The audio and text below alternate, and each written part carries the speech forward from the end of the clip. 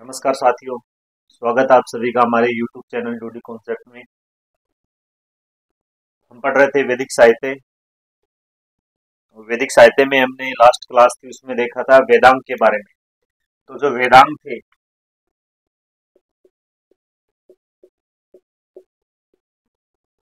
वेदांगों की जो रचना है वो किस लिए की गई थी?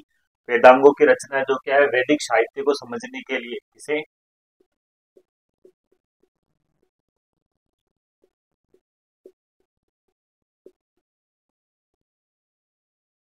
वैदिक साहित्य को समझने के लिए वेदांगों की क्या की गई थी? रचना की गई थी। इनकी संख्या कितनी थी? 6 थी। कौन कौन से थे? शिक्षा, व्याकरण, ज्योतिष, तप, छंद और निरुक्त। ये कितने थे? 6 थे। शिक्षा के अंदर क्या था? शब्दों का उच्चारण था। जो व्याकरण है, व्याकरण में जो पाणिनि की जो अष्टाध्यायी थी, वो व्याकरण की पहली पुस्तक बताई गई है, जिसमें व्याकरण के जो नियम वगैरह थे उनके बारे में बताया गया है। ज्योतिष है, ज्योतिष का लंगद मुनि है। लंगद मुनि ने एक पुस्तक लिखी थी जिसका नाम क्या था? ज्योतिष वेदांग, जो कि ज्योतिष की प्रसिद्ध पुस्तक थी और पहली पुस्तक थी, जिसमें ज्योतिष के जो नियम कानून कायदे हैं उनके बारे में बताया गया। छंद है, छंद की रचना की थी पिंगल ने। छंद की रचना पिंगल ने की थी। कल्प है, कल्प में क्या बताया गया है? ये की जो विधि विधान है उनके बारे में बताया गया है। और जो निरुक्त है, निरुक्त की जो रचना है वो यास्क ने की थी। जो जितने भी जो कठिन शब्द हैं, जिन्हें क्या निघंटुक, कठिन शब्दों के लिए कौन सा शब्द इस्तेमाल किया गया है? निघंटुक जो शब्द हैं उनके बारे में किसमें बताया गया है? निरुक्त में बारे में बताया गया है। वेदांग के बाद में हमने देखा था पुराण। पुराण है वो क्या थे? पुराणों को बताया गया प्राचीन। पुराण है वो क्या है? पुराण। पुराण का शाब्दिक अर्थ क्या बताया गया है? प्राचीन आख्यान बताया गया है। पुराणों की जो संख्या है वो कितनी बताई गई है? 18 बताई गई है। पुराणों की जो रचना है वो किसने की थी? लोम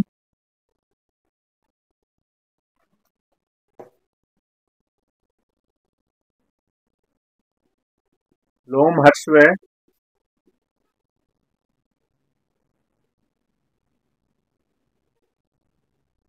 उग्र सर्वा ने क्या की थी? पुराणों की रचना की थी। जबकि जो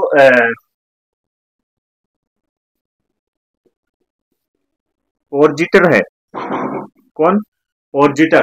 पोर्जिटर ने क्या बताया? जो पुराण है, पुराणों को मध्यकालीन जो ऐतिहासिक महत्व के जो स्रोत है वो पोर्जिटर ने किन्हें बताया था? पुराणों को बताया था। फिर पुराणों में हमने देखा था मत्स्य पुराण। मत्स्य पुराण है वो क्या है? सबसे पुराना पुराण है, जिसमें शुंग व सातवाहन वंश की जानकारी दी गई है। उसके बाद में विष्णु पुराण देखा था। विष्णु पुराण में क्या थी? विष्णु पुराण में जो मौर्य वंश थी उसकी जानकारी थी।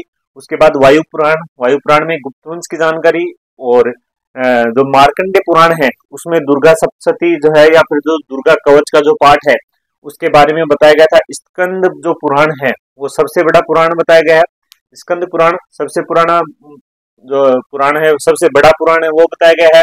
और जबकि मत्स्य पुराण है वो क्या है? सबसे प्राचीनतम पुराण है। उसके बाद में जो अग्नि पुराण है उसमें भगवान श्री गणेश के बारे में बताया गया है।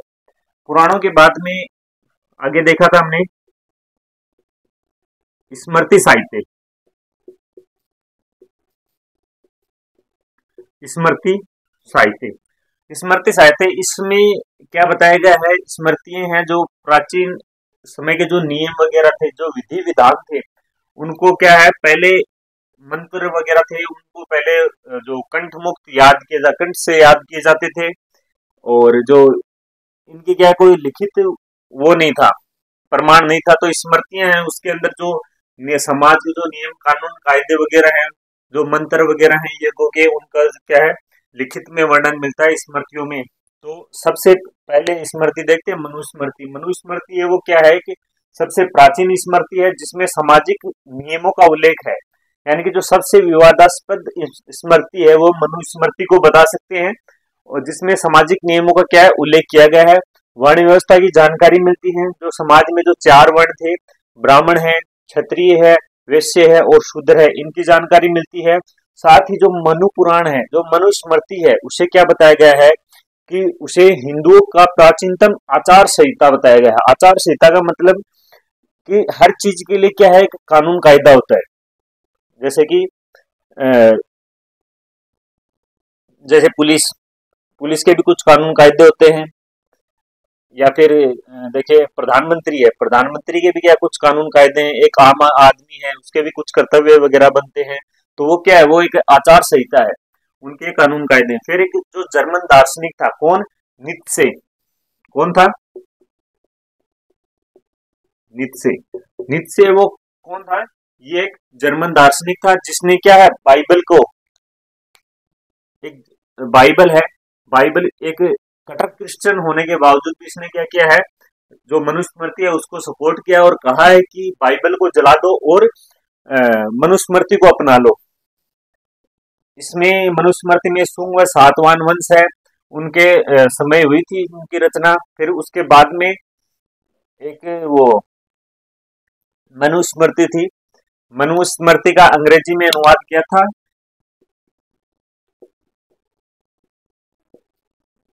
William Jones. कौन, विलियम जोन्स। विलियम जोन्स ने क्या किया था, विलियम जोन्स ने किया था मनुस्मृति का अंग्रेजी में अनुवाद। क्या किया था,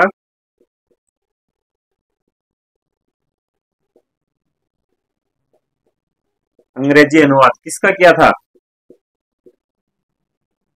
मनुस्मृति का। मनुस्मृति का अंग्रेजी में अनुवाद वो किसने किया था, विलियम जोन्स ने किया था।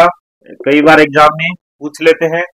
उसके बाद में मनुस्मृति है, उसके ऊपर टीका लिखी गई थी, जिसके टीकाकार कौन कौन थे, एक भारूची था, एक कुल्लक भट्ट था, गोविंदराज और मेघातिथि। कौन थे, गोविंदराज, मेघातिथि, कुल्लक भट्ट और भारूची थे, जिन्होंने क्या मनुस्मृति पे टीका लिखी थी। उसके बाद में अगली स्मृति कौन थी, नारद स्मृति थी, जो कि नारद मुनि, ऐसे बताते हैं, नारद मुनि के द्वारा लिखी गई थी, जिसमें दासों की मुक्ति और कल्याण के बारे में बताया गया है। जो नारद है वो एक महान मुनि हुए हैं, जिन्होंने दासों की मुक्ति के बारे में नारद स्मृति में लिखा था। उसके बाद में याज्ञवल्क्य स्मृति के बारे, याज्ञवल्क्य स्मृति है उसके बारे में देखा था, जिसमें जो विश्व की जो दूसरी प्राचीनतम स्मृति है वो कौन सी है, याज्ञवल्क्य स्मृति है, जिसके जो टीकाकार थे वो कौन थे, विश्व स्वरूप है, विज्ञानेश्वर और अपराध। उसके बाद कात्यायनी स्मृति देखी थी, कात्यायनी स्मृति है, इसमें जो आर्थिक गतिविधियां है उनके बारे में बताया गया था।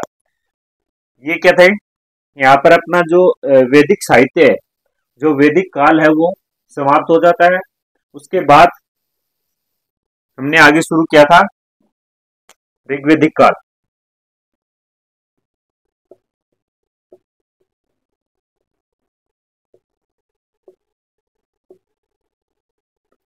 वैसे तो क्या है कि इसकी अलग अलग तिथियां बताई गई हैं, कोई कितनी बताता है, लेकिन एग्जाम की दृष्टि से जो मान्य है वो कितनी है, 1500 बीसी से लेके 1000 बीसी। ये जो तिथि है मनुष्य, इसकी जो 1500 बीसी से लेके 1000 बीसी ये जो टाइम पीरियड है, वो ये किसने बताया था, विंटर नित्जे ने। किसने, विंटर नित्जे, ये विंटर नित्जे, इसने क्या बताया था, ये जो टाइम पीरियड है ये बताया था। फिर जो आर्य है, आर्य की हमने देखा कि आर्यों की जो भौगोलिक स्थिति है, आर्य कहाँ से आए थे, कौन थे, इसके बारे में कोई परफेक्ट प्रमाण है वो नहीं दे पाए हैं। जो अलग अलग लोग हैं वो अपने अलग अलग विचार व्यक्त कर रहे हैं। जैसे कि जो दयानंद सरस्वती है वो बताता है कि आर्य है वो कहाँ से आए थे, तिब्बत से आए थे। जबकि जो बाल गंगाधर तिलक है वो बताते हैं कि आर्य है वो उत्तरी ध्रुव से आए थे। इसकी प्रमाण के लिए उन्होंने पुस्तक लिखी थी, कौन सी लिखी थी, the Arctic home of Vedas. आर्यों का जो मूल स्थान है वो उन्होंने क्या बताया, आर्कटिक या उत्तरी ध्रुव बताया है। ये कई बार क्या एग्जाम में पूछ लेते हैं, बाल गंगाधर तिलक है उनकी पुस्तक है। फिर दूसरी पुस्तक थी इनकी भागवत गीता रहस्य, और एक थी ओरियन, जो कि इसके बारे में क्या देती है, जानकारी देती है। फिर एक थे डॉक्टर पेंका और हर्ट। कौन, डॉक्टर पेंका व हर्ट। ये क्या है, ये विदेशी थे। ये क्या बताते हैं कि जो आर्य थे वो कहां से आए थे, आर्यों का जो मूल निवास स्थान है वो जर्मनी बताया है, क्योंकि इनका मानना है कि जो आर्य हैं उनका जो पहनावा है, रंग रूप है, कदकाठी है, वो जर्मनी से मैच हो रही है। तो आर्यों का जो मूल स्थान है वो कौन सा है? जर्मनी है। एक थे एल डी कल्ला। एल डी कल्ला क्या बताते हैं कि जो आर्य हैं उनका निवास स्थान कहाँ था? वो कश्मीर को बताते हैं। जबकि एक थे गंगाधर झा, भारत में गंगाधर झा थे। गंगाधर झा ने बताया मध्य भारत। अब मध्य भारत में कहा? तो उन्होंने बताया कि ब्रह्म ऋषि देश, मध्य भारत को क्या कहा है? ब्रह्म ऋषि देश बताया है। सबसे जो मान्य मत है, आर्यों की जो प्रेजेंस का जो सबसे मान्य मत है वो कौन सा है? Max Muller. मैक्स मूलर है। इनका जो मत है वो सबसे ऑथेंटिक मत है, सबसे मान्य जो मत है वो किसका है? मैक्स मूलर का है। जो कि क्या बताते हैं? मैक्स मूलर बताते हैं कि जो आर्य है, आर्य का जो मूल स्थान है वो क्या बताया है उन्होंने?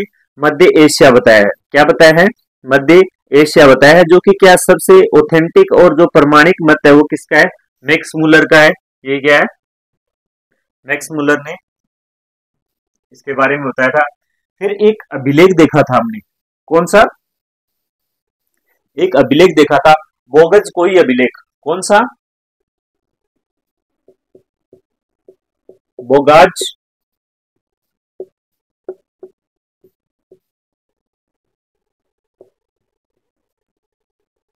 कोई अभिलेख, जिसका टाइम पीरियड वो कितना है? 1400 बीसी। कब का ये जो बोगाज कोई अभिलेख है ये कब का है? 1400 बीसी का है। कहां से मिला था? तुर्की के एशिया माइनर से मिला था। जिसमें क्या बताया गया? ऋग्वेदिक जो आर्य हैं, किनके? चार वैदिक, सॉरी, इसके अंदर चार वैदिक आर्य जो वैदिक देवताएं हैं उनके बारे में बताया गया था। कौन से थे? इंद्र था, वरुण, मिश्र और नास्ते। कौन कौन से? इंद्र, वरुण, मिश्र,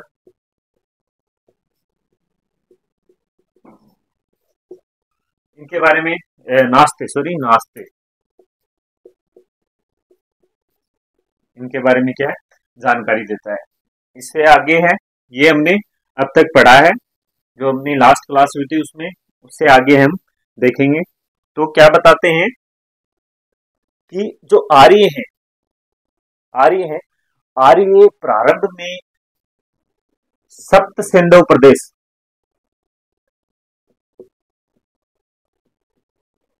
आर्य प्रारंभ में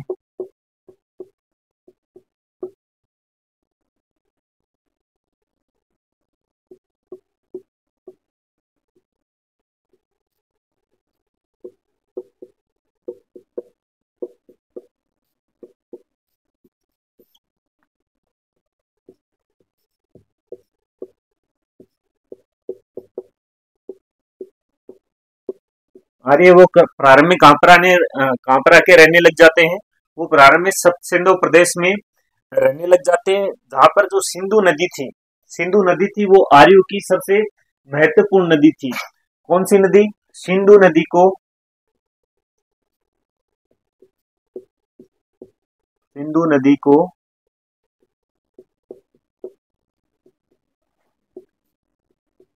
आर्यों की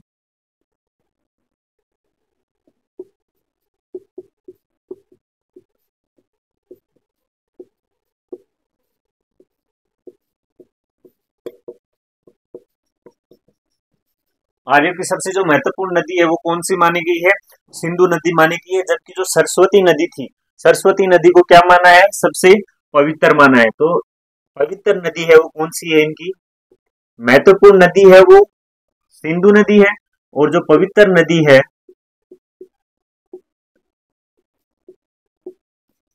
जो सरस्वती नदी है, उसको क्या माना है?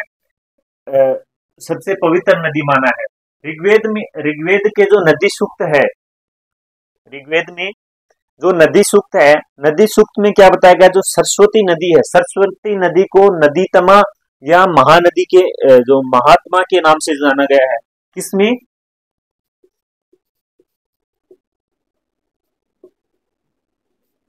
ऋग्वेद के नदी सूक्त में जो सरस्वती नदी है उसे क्या बताया गया है? नदीतमा या महातमा। ऐसे एग्जाम में पूछ ले कि कौन सी नदी है जिसको ऋग्वेद में नदीतमा या महातमा कहा गया है, तो वो है कौन सी है? वो सरस्वती नदी है। नदी सूक्त में जो नदी सूक्त में है उसके अंदर जो विश्वामित्र तथा जो नदीतमा सरस्वती है उसके मध्य जो प्रश्न उत्तर शैली में जो विवाद हुआ था, संवाद हुआ था, उसके बारे में बताया गया है। किसमें? नदी सूक्त है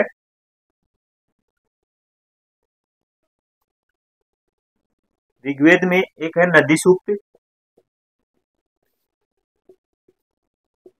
नदी सूक्त जो रचना है उसमें नदी सूक्त रचना में क्या बताया गया है?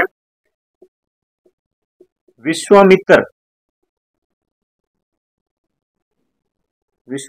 व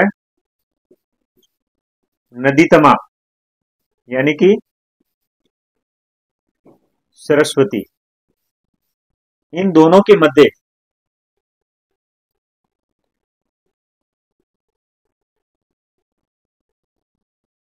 प्रश्न उत्तर शैली में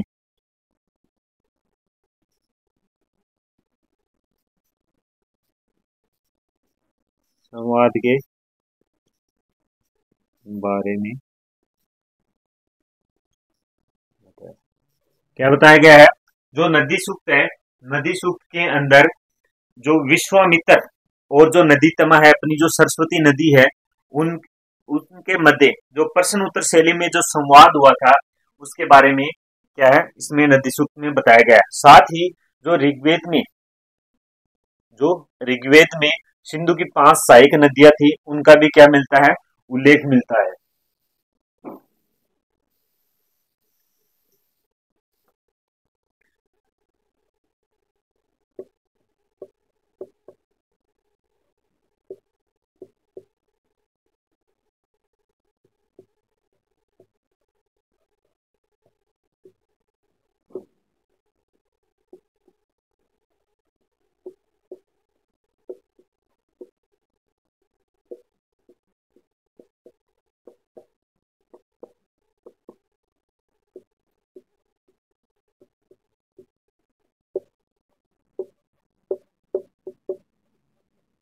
ऋग्वेद है उसमें सिंधु की क्या 5 सहायक नदियां हैं जिनके बारे में क्या है उल्लेख मिलता है।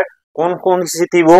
विपाशा विपाशा स्तुद्री, विस्ता, परुष्णी और अस्किनी। कौन कौन सी थी? विपाशा विपाशा दूसरी थी स्तुद्री,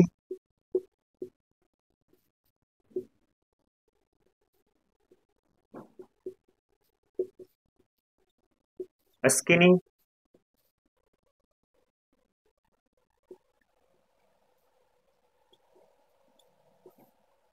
विपाशा, स्तुद्री, अस्किनी, परुष्णी और विस्ता।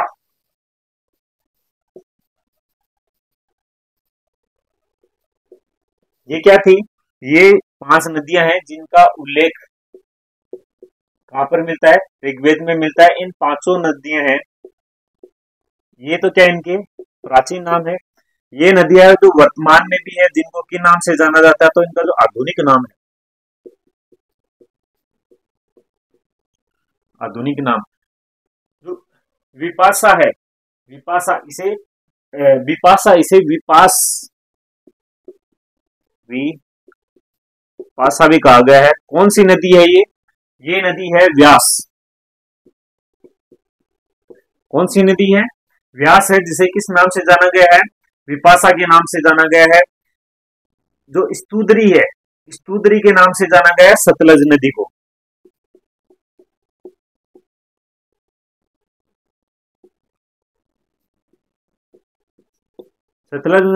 सतलज नदी है, उसको किस नाम से जाना गया है? उसको स्तुद्री के नाम से जाना गया है। अस्किनी है, अस्किनी को जाना गया चिनाब।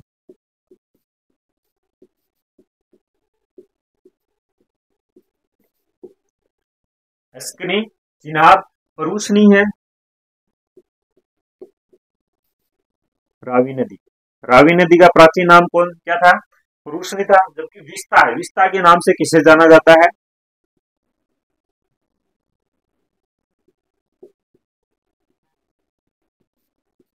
झेलम नदी को। झेलम नदी को किस नाम से जाना जाता है? विस्ता के नाम से जाना। कई बार एग्जाम में इनके बारे में पूछ लेते हैं कि सिंधु की जो 5 सहायक नदियां थी वो कौन कौन सी थी? तो विपाशा, स्तुद्री, अस्किनी, परुष्णी और विस्ता।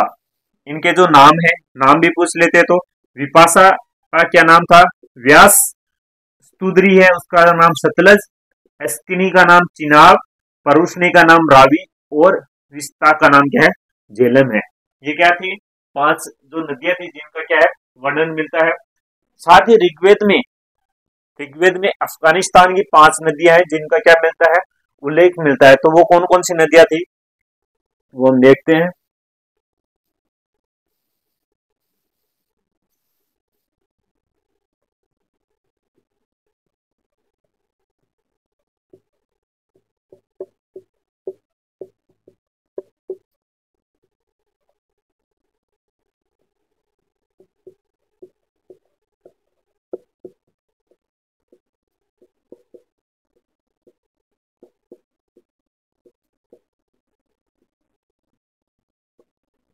5 अफगानिस्तान की जो नदियां हैं उनके बारे में नाम है वो देखने को मिलता है, जिसमें पहली थी गुमल। गुमल या गोमल। गुमल या गोमल किस नदी को कहा गया है? वर्तमान में जो गोमती नदी है, गोमती नदी है, उसे पहले क्या कहते थे ऋग्वेद में? गुमल या गोमल नदी कहते थे। फिर दूसरी थी क्रुम।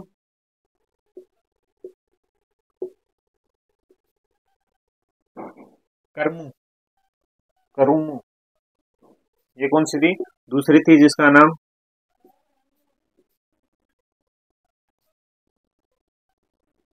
कुरम। जिसका नाम क्या था? कुरम था। तीसरी नदी थी स्वास्तु। स्वास्तु का नाम क्या था? स्वात।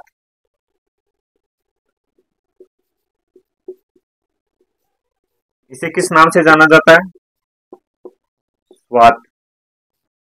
चौथी जो नदी थी वो थी कुंभा।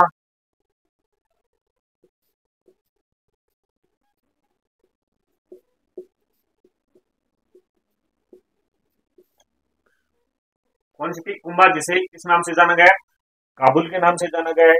ये जो नदियां थी, सॉरी 5 नहीं, ये जो 4 नदियां थी, इन 4 नदियों को क्या मिलता है? उल्लेख मिलता है। कौन सी? गुमल या गुमल जिसका नाम गोमती था। कुरुम या कुरुम कुरुम। स्वास्तु, स्वास्तु का नाम स्वात। और कुंभा का नाम क्या है? काबुल है। फिर ऋग्वेद में गंगा और जो सरयू नदी है उसका एक बार उल्लेख मिलता है। कौन सी नदी? ऋग्वेद में गंगा व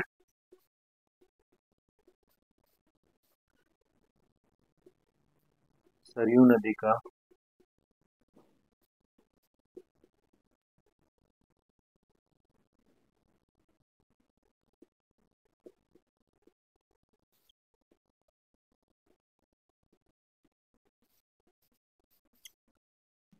गंगा व जो सरयू नदी है उसका एक बार उल्लेख मिलता है। जबकि जो यमुना नदी है, कौन सी? यमुना नदी। यमुना नदी का कितनी बार उल्लेख मिलता है? यमुना नदी का 3 बार।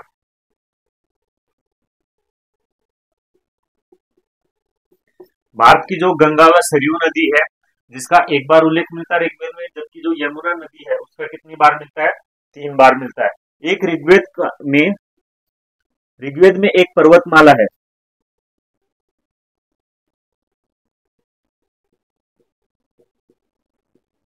जिसका भी क्या उल्लेख मिलता है, जिसका नाम क्या है? मुजवंत पर्वत। ये जो मुजवंत पर्वत है वर्तमान में किस नाम से जाना जाता है? हिमालय के नाम से।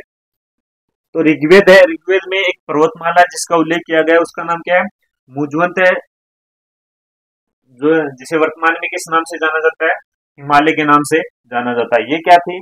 इनकी जो उपस्थिति है ऋग्वेद में आर्यों की उपस्थिति, जो नदियां हैं, प्रमुख नदियां हैं, उनके प्राचीन और जो वर्तमान जो नाम है वो देखे थे। इसके बाद में हम देखेंगे आर्यों की,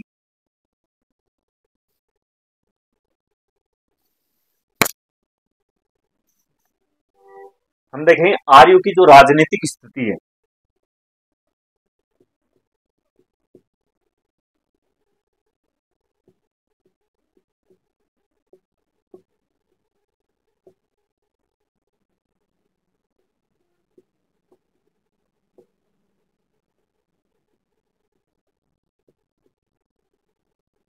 ये जो आर्य थे, यदि आर्यों की राजनीतिक स्थिति की बात करें तो प्रारंभ में क्या था कि जो राजा का जो पद था, क्या राजा का पद था, वो क्या था,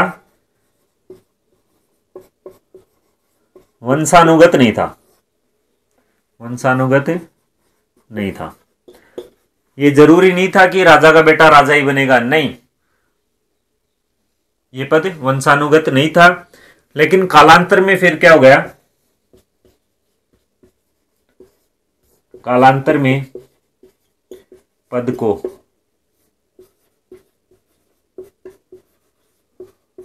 वंशानुगत कर दिया। क्या कर दिया, कालांतर में इसे क्या कर दिया गया, वंशानुगत कर दिया गया। जो राजा था, राजा को जनस जनस जनस से गोप या गोप्ता, गोपाल आदि नामों से क्या बुलाया जाता था। तो राजा को जनस से गोप, गोप्ता, गोपाल आदि नामों से जाना जाता था। राजा को जनस से है गोप, गोप्ता, गोपाल आदि नामों से क्या इन्हें जाना जाता था। जो लड़ाइयां होती थी उस समय, जो राजाओं की जो लड़ाइयां होती थी वो कैसी थी, क्षेत्रगत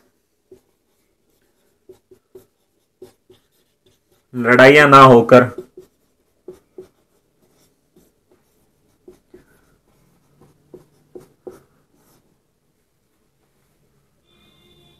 जानवरों के लिए होती थी।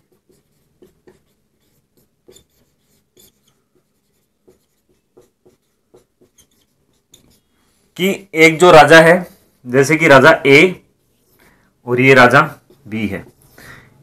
ए राज्य की जो सीमा है वो ये है, बी राज्य की जो सीमा है वो क्या थी, ये थी।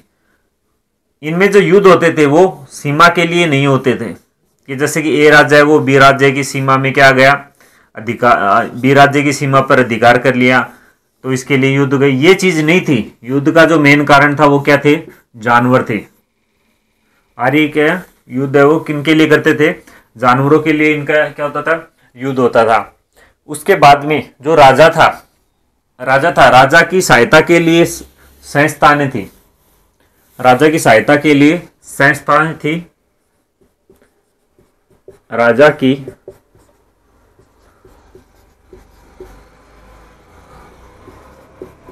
सहायता हेतु संस्थाएं कार्यरत थी, जिनमें पहली संस्था कौन थी, विदत। विदत क्या, विदत सबसे प्राचीन थी, सबसे प्राचीन संस्था जो थी वो कौन सी थी, विदत थी। विदत का क्या कार्य था, इसका कार्य था कि जो लूट वगैरह जो करके लाएंगे, लूट का सामान, लूट के सामान का, लूट के सामान का बंटवारा करना। जो लूट का सामान था उसका बंटवारा करने के लिए कौन सी संस्था थी, विदत थी। फिर दूसरी कौन सी थी, सभा।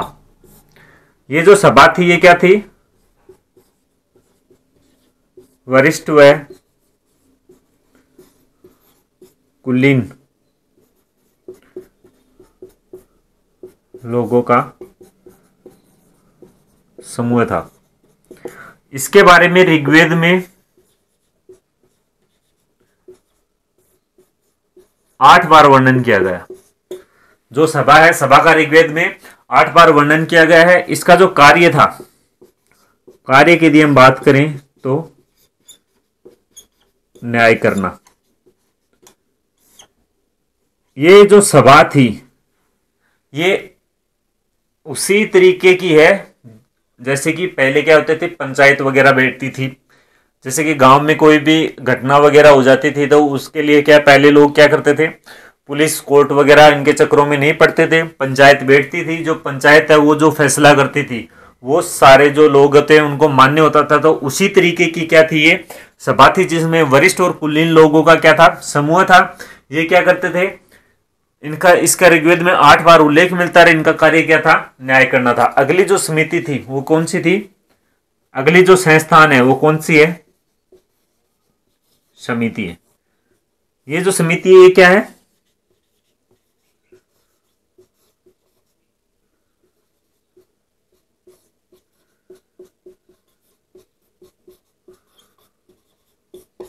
जनप्रतिनिधि है, उनका समूह है। ये बताया गया है जिसका ऋग्वेद में 9 बार उल्लेख मिलता है। और जो इसका समिति का जो प्रमुख था, समिति का प्रमुख, जो समिति का जो प्रमुख होता था उसे किस नाम से जानते थे, ईशान नाम से। समिति के प्रमुख को किस नाम से जानते थे, ईशान नाम से। तो राजा की सहायता के लिए 3 संस्थान थी जो कार्यरत थी। पहली कौन सी थी, विद्वत, सबसे प्राचीन संस्थान थी। कार्य क्या था, लूट के सामान का बंटवारा करना। क्या, लूट के सामान का बंटवारा करना, वो थी विद्वत। दूसरी थी सभा। सभा का क्या कार्य था, सभा है जो वरिष्ठ और कुलीन लोग हैं उनका क्या था, समूह थी सभा। और ऋग्वेद में 8 बार उल्लेख है। कार्य था वो क्या था, न्याय करना। अगली थी समिति। समिति जनप्रतिनिधियों का क्या था, समूह था। 9 बार ऋग्वेद में इसका वर्णन किया गया है। और इसका जो प्रमुख था उसे क्या कहा गया था, ईशान कहा गया था। अब जो राजा की जो सहायता के लिए 12 मंत्रियों का एक समूह था। क्या, राजा की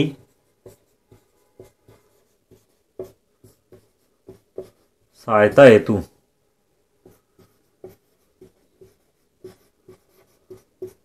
12 मंत्रियों का समूह था। इस समूह को क्या कहा गया है, ये जो 12 मंत्री थे इन मंत्रियों को किस नाम से जाना गया था, ये जो 12 मंत्री थे इन मंत्रियों को रत्नी, रत्नी के नाम से इन्हें जाना गया। ये जो समूह था इन्हें रत्नी के नाम से या फिर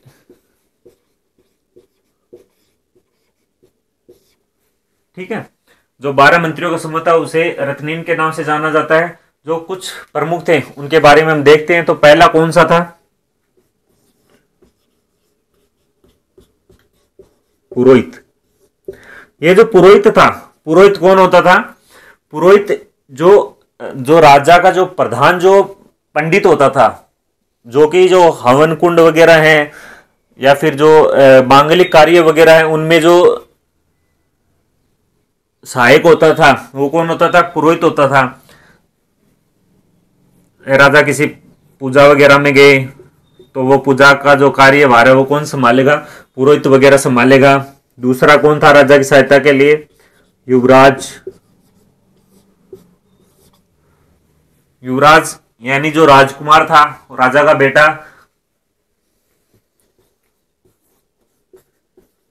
सेनानी,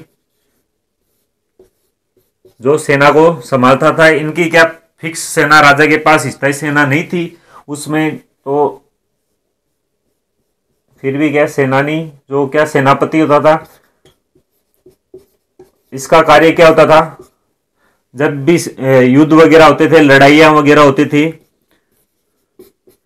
लड़ाइयों में सेना की व्यवस्था करता था। ये क्या करता था, सेनानी था, जो सेनापति होता था लड़ाइयों में, जो सेना है सेना की व्यवस्था करने का कार्य था वो किसका था? सेनापति का था। अगला था वज्रापति।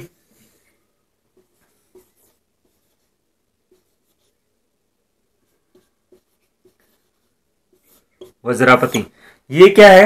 वज्रापति का कार्य था जो गोचर भूमि है,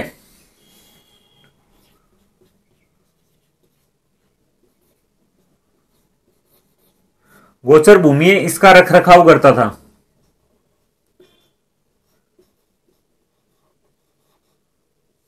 क्या करता था? गोचर भूमि का रख रखाव करता था। साथ ही जो गायों के लिए जो युद्ध थे, साथ ही गायों की रक्षा हेतु युद्ध का नेतृत्व करता था। ये क्या वज्रापति है? वो क्या होता था? वास्तविक जो सेनापति, जो सेना को लीड करता था वो कौन था? वज्रापति था, जो गोचर भूमि की रक्षा करता था, रख रखाव करता था। साथ ही जो गायों हैं, जो गाय वगैरह हैं, उनकी रक्षा हेतु जो युद्ध होता था उसका जो नेतृत्व करता था वो करता था। जबकि सेनानी जो सैनिक है, सॉरी सेनापति नहीं होता था, ये एक तरीके से सैनिक होता था जो कि क्या करता था? लड़ाइयों के लिए जो सेना उसकी व्यवस्था करता था। अगला होता था सूत।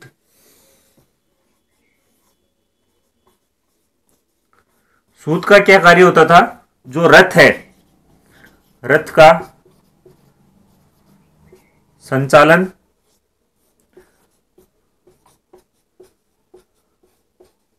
व रख रखाव करना, यानी जो रथ का जो संचालन करता था और जो रथ का जो प्रमुख होता था वो कौन है? सूत है, जो कि रथ का जो मेंटेनेंस वगैरह है वो करने की जो जिम्मेदारी थी, रथ बनाने वगैरह है, वो कार्य किसके होते थे? सूत के होते थे।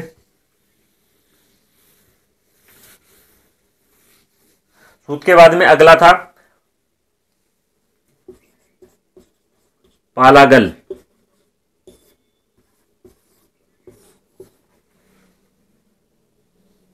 अगला कौन था? पालागल था, जो कि क्या होता था? राजा का मित्र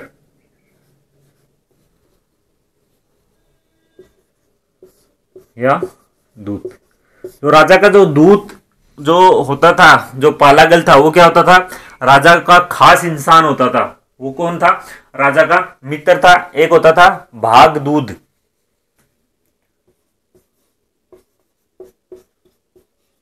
भागदूत ये क्या करता था? ये राजस्व अधिकारी था।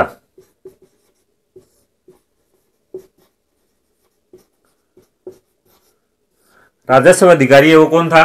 भागदूत था। एक था प्रसन्न विनायक। प्रसन्न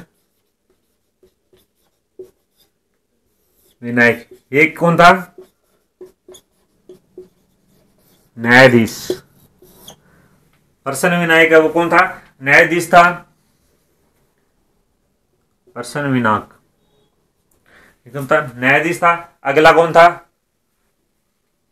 स्पस। हरियाणी में बोले तो सपस।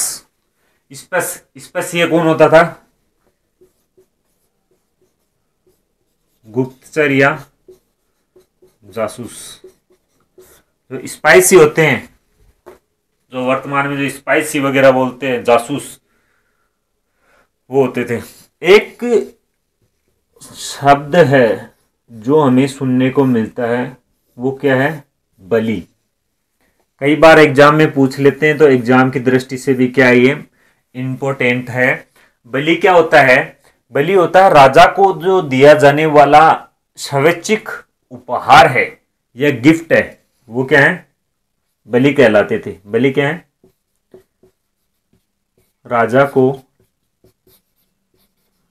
दिया जाने वाला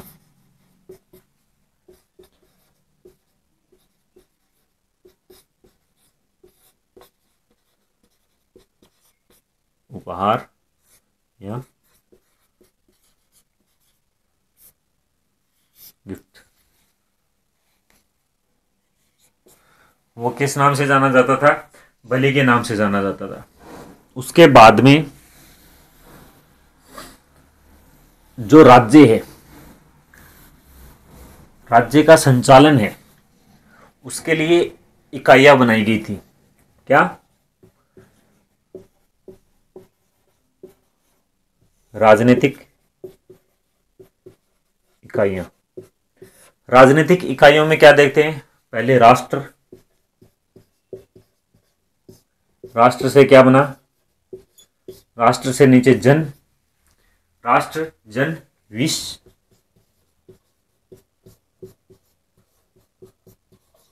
ग्राम और अगला कुल। तो कुल, कुलों के समूह से क्या बना? ग्राम। गांव का जो समूह है वो मिलकर क्या बना? विश्व। ये क्रम है वो ऐसे चलता है नीचे से ऊपर। क्या? कुल, कुल से क्या बना? ग्राम। गांव के समूह से विश्व बना, विश्व से जन, और जन से क्या बन गया? जनपद, यानी कि जो राष्ट्र है वो बन गया। अब इनके प्रमुख की बात करें तो राष्ट्र का जो जन प्रमुख होता था वो कौन था? जनस्य या गोप। ये कौन था? इसका प्रमुख था। जन का यदि बात करें तो जन का जो प्रमुख था वो कौन होता था? वो भी गोप ही होता था। क्या? गोप होता था। विश्व का विश्वपति। ग्राम है, ग्राम का ग्रामीणी, ग्रामीणी वो कौन होता? ग्राम का प्रमुख। और जो कुल है, कुल का कौन होता था? कुलूप। कुल का जो प्रमुख होता था वो कौन होता था? कुलूप होता था। तो राजनीतिक इकाइयां वो कैसी थी? कुल, कुल से ग्राम, ग्राम से विश्व, विश्व से जन, और जन से राष्ट्र। कुल का जो प्रमुख था वो कुलूप, ग्राम का ग्रामीणी, विश्व का विश्वपति, जन का गोप, और राष्ट्र का जनस्य या गोप था। ये क्या थी? इनकी आर्यों की राजनीतिक स्थिति थी। हमने क्या देखा? ये आर्यों की राजनीतिक स्थिति थी। उसके बाद में हम आर्यों की देखेंगे आर्थिक स्थिति।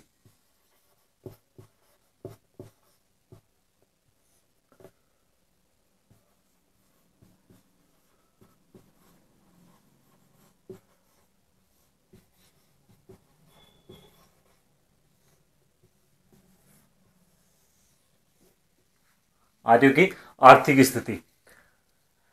ये मानते हैं कि जो पहले जो ये आर्य वगैरह थे ये एक तरीके से गुमंतुक जीवन व्यतीत किया करते थे। यदि हम इनके जीवन की बात करें तो इनका जो जीवन था वो कैसा था? गुमंतु जीवन है वो क्या करते थे? ये व्यतीत करते थे। इनका जो प्रिय पशु है, प्रिय पशु, प्रिय पशु वो क्या थे? गाय व घोड़ा। गाय का जो यूज है, गाय का उपयोग है वो दूध वगैरह के लिए करते थे। और जो घोड़ा है, घोड़े का उपयोग है वो यात्रा वगैरह या युद्ध वगैरह में इसका, घोड़े का क्या करते थे? उपयोग करते थे। उसके बाद में आर्य हैं। आर्य का जो प्रमुख व्यवसाय था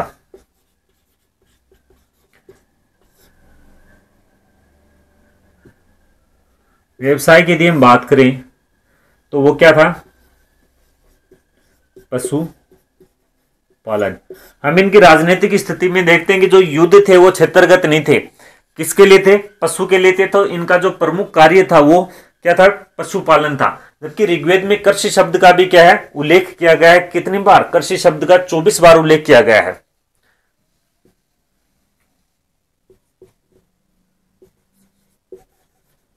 कृषि शब्द का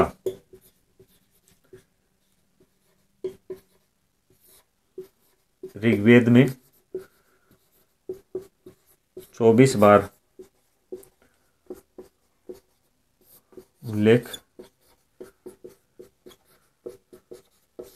किया गया। कृषि का कितनी बार उल्लेख किया गया है? 24 बार उल्लेख किया गया है, जिसमें से 21 तो क्या है? 21 छेपक है। जिसमें से 21 तो क्या है? छेपक है। छेपक का मतलब क्या होता है? छेपक का अर्थ होता है कि ये है, ये बाद में जोड़ा गया था। क्या? बाद में जोड़ना, बाद में जोड़ना। कृषि शब्द का 24 बार उल्लेख किया गया है, जो कि क्या है 21 बार तो क्या है छेपक है। छेपक का मतलब था 21 बार तो बाद में जोड़ा गया था। मुद्रा प्रणाली थी, वो नहीं थी। मुद्रा प्रणाली का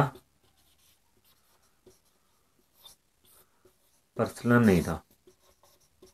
क्या मुद्रा प्रणाली है उसका क्या था? प्रचलन नहीं था, वस्तु विनिमय होता था। मुद्रा प्रणाली नहीं थी तो क्या होता था? वस्तु विनिमय।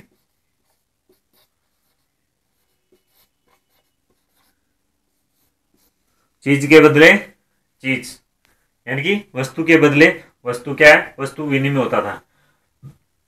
फिर व्यापार में निष्क नामक एक जो सोने का आभूषण होता था वो भी यूज में लेते थे।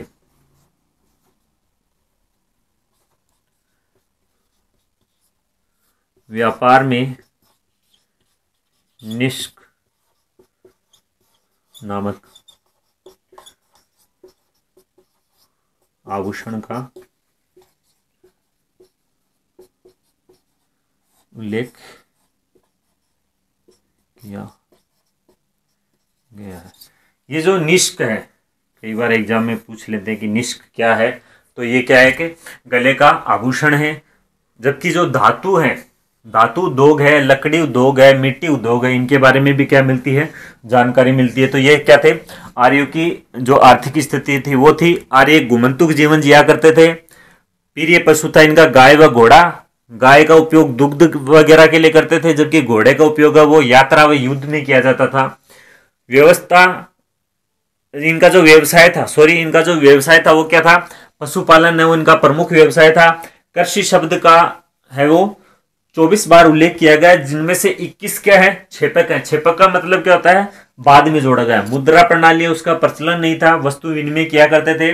व्यापार में निष्क नामक आभूषण है उसका भी क्या किया गया है? उल्लेख किया गया है। उसका भी क्या करते हैं? निष्क नामक आभूषण का उल्लेख किया, फिर क्या करते हैं? यूज करते हैं व्यापार के लिए।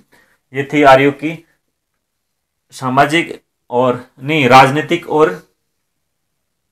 जो आर्थिक स्थिति है। आज की क्लास है वो यहीं पे समाप्त होती है, उससे आगे हम देखेंगे अगली क्लास में। तब तक के लिए धन्यवाद।